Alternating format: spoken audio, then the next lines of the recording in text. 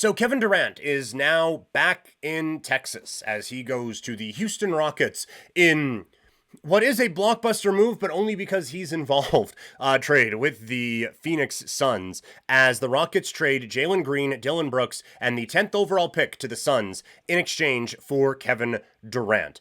On the Houston side, that's what this part is going to be focused on. On the Houston side, this has been the guy they have been looking for. The Rockets feel like they are close. Everyone in basketball feels like the Rockets are close. So, why not make that big splash? They just didn't have that dude at the end of games that could get the ball and really feel like you could close things out.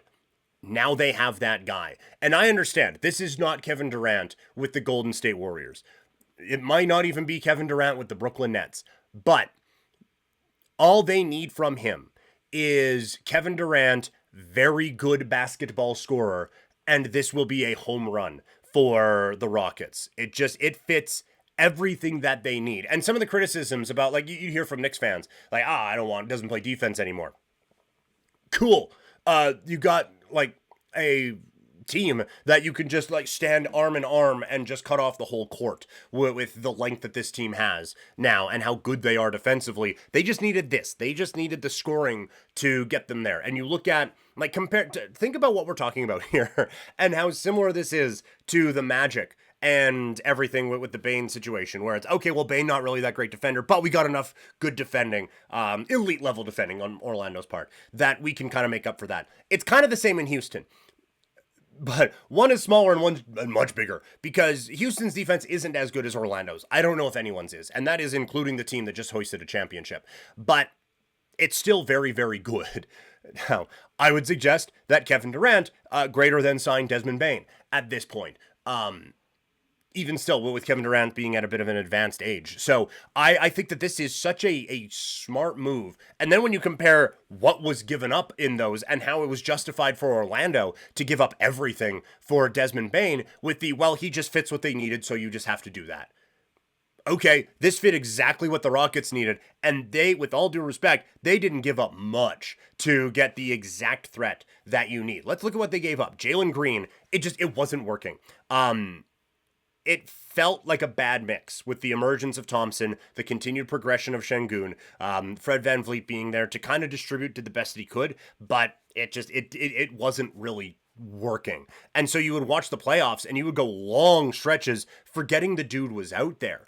And so it was like, okay, that's not ideal for a former very high pick who felt like he could be a difference maker. And also, like, kind of all the things we're talking about with the Rockets, he should have been that for them, and he wasn't. So there was an opportunity for him to kind of step up and be the guy, and he wasn't. And they are in a spot where you have a really good coach. You have obviously seen the emergence of a couple very talented young players. Now feels like the time to make this move. This guy feels like he can be the big trade chip that we have. You do lose something in Dylan Brooks. He's just a dog, man. But if you need to make this trade to bring in Kevin Durant, you make that 100 times out of 100, and you just figure it out. And then the 10th pick, like, this is a good draft coming up on Wednesday, but it doesn't feel like that big of a deal that it should be the difference maker in making this trade or not. Like, the Raptors have 9, and I'm like, we're right on the cusp of getting someone that really can contribute to this basketball team. The Rockets didn't need another young player to throw into this mix. They have a good accumulation of talent, and we saw with the Thunder, sometimes that's all you need, right? You make a couple moves on the edges to fit the exact stuff that you need, and you go with that. Not everyone's the Thunder, though, and this is a great way to utilize what you have still in some talent that maybe the value has taken a step back on, and now you can push forward with this team. This is the exact dream when you are building a team like this, is you accumulate a lot of young talent, a bunch of it breaks through, some of it doesn't, but it keeps its value enough that you can still flip it on to something else. So some fantastic team building here from the Houston Rockets. We'll talk a little bit more about that in a second, but I do want to remind you that the next stream coming up over on twitch.tv/primetimepk, we're there right now. Hello to Deeds, who is hanging out in the chat. But the next one is going to be coming up on Tuesday. That's tomorrow. Going to be a 10 a.m. video game stream. We'll see how Raw is tonight. It'll either be a Raw reaction one. We'll see how I'm feeling, honestly.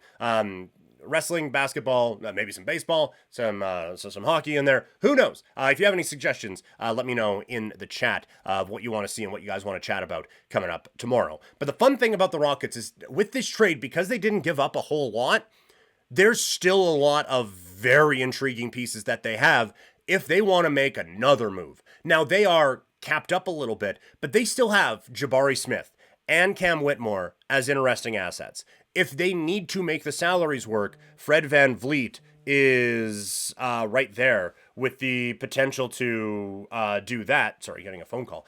You have Fred VanVleet who is there, who I think they would like to hang on to him. But if they need to make a big move for salary purposes, then you have Fred VanVleet and his $44 million that you can put into a trade. And then I think the biggest piece that you have is the Suns' 2027 pick, which they just made more valuable by taking Kevin Durant away from the Phoenix Suns. So they have young pieces that teams would want. They have a big contract to help make the money work, and you have an incredibly valuable first-round pick in the future. They have some chips that they can play with, man, and it is going to be interesting to see how the Rockets manage this offseason in what is a stacked Western Conference. We'd be talking about them as the favorites in the East, but they'd be minus 800 favorites in the East if they were over there right now. But the geography has them out in the West.